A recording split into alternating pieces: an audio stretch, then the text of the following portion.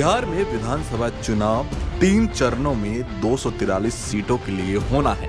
28 अक्टूबर को होने वाले पहले चरण के 71 सीटों पर मतदान के लिए 8 अक्टूबर तक नामांकन होगा, जिसके लिए प्रत्याशी नामांकन करने लग्जरी गाड़ियों से पहुंच रही हैं। लेकिन इन सब के बीच पालीगंज विधानसभा सीट के निर्दलीय प्रत्याशी रविंद्र प्रसाद अनोखे अंदाज में अपना नामांकन करने पहुंचे। जी हां, वो सजे धजे भैंस पर सवार होकर पालीगंज अनुमंडल पहुंचे थे, जो लोगों में चर्चा का विषय बन रहा है। बताते चले कि भैंस पर सवार रविंद्र सफेद धोती कुर्ते के साथ काले कलर का चश्मा लगाए थे। वो हाथ जोड़कर लोगों का अभिवादन कर रहे थे।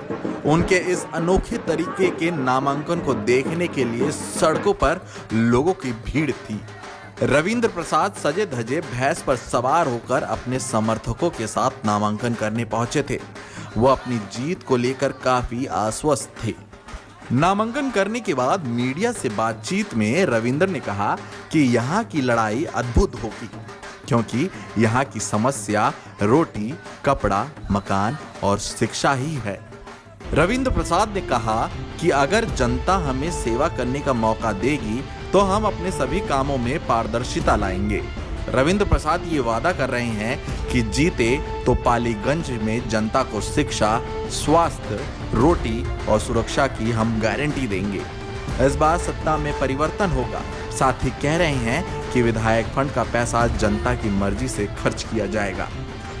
विधानसभा चुनाव के नामांकन के छठे दिन महागठबंधन के प्रत्याशी और दिग्गज निर्दलीय नेताओं समेत 8 निर्दलीयों ने पालीगंज अनुमंडल कार्यालय में निर्वाचित पदाधिकारी सह एसडीओ के समक्ष अपना अपना नामांकन पर्चा दाखिल किया।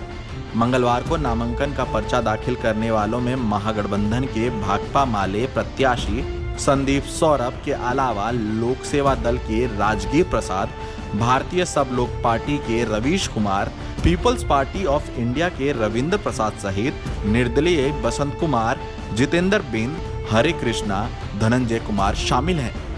वहीं बिहार में विधानसभा चुनाव में बीजेपी ने अपने कोटे की 11 सीटें मुकेश सहनी की विकासशील इंसान पार्टी यानी कि वीआईपी को दे दी है। इसका मतलब ये हुआ कि बीजेपी अब बिहार में 110 सीटों पर चुनाव लड़ेगी। बीजेपी ने अपने 121 सीटों के कोटे से ये सीटें सहनी को दी है। हम माननीय मुकेश सहनी जी को अपने साथ गठबंधन का हिस्सा और भारतीय जनता पार्टी अपने हिस्से की सीटों में से इनको देगी और हमने यह निर्णय किया कि हम इन्हें 11 सीटें देंगे और भविष्य में एक विधान परिषद की भी सीट माननीय मुकेश सहनी जी को देने का निर्णय भारतीय जनता पार्टी ने अपने हिस्से से किया। आज हम मजबूती से बिहार में एनडीए का पार्ट है और जो हमारे देश के माननीय प्रधानमंत्री जी का लक्ष्य है उसको हम पूरा करेंगे। बिहार में हम नीतीश जी के नेतृत्व में उनको बिहार के मुख्यमंत्री बनाना है। और वहीं जेडीयू ने 122 सीटों के कोटे से हिंदुस्तानी आवाम मोर्चा यानी कि हम को 7 सीटें दी हैं। इस तरह बीजेपी और जेडीयू अब 110 और 115 सीटों पर अपने उम्मीदवारों की घोषणा करेंगे। जो जनता दल यू है उसके जिम्मे 122 सीटें दी गई हैं और उसी के अंतर्गत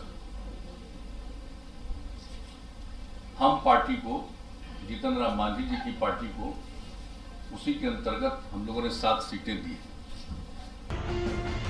एक दिन पहले ही जेडीयू और बीजेपी के टॉप नेतृत्व ने सीटों के बंटवारे की घोषणा की थी। एलजेपी नेता चिराग पासवान को झटका देते हुए बीजेपी ने यह स्पष्ट कर दिया कि नीतीश कुमार बिहार में एनडीए के नेता हैं और गठबंधन उनके नेतृत्व में ही चुनाव लड़ेगा।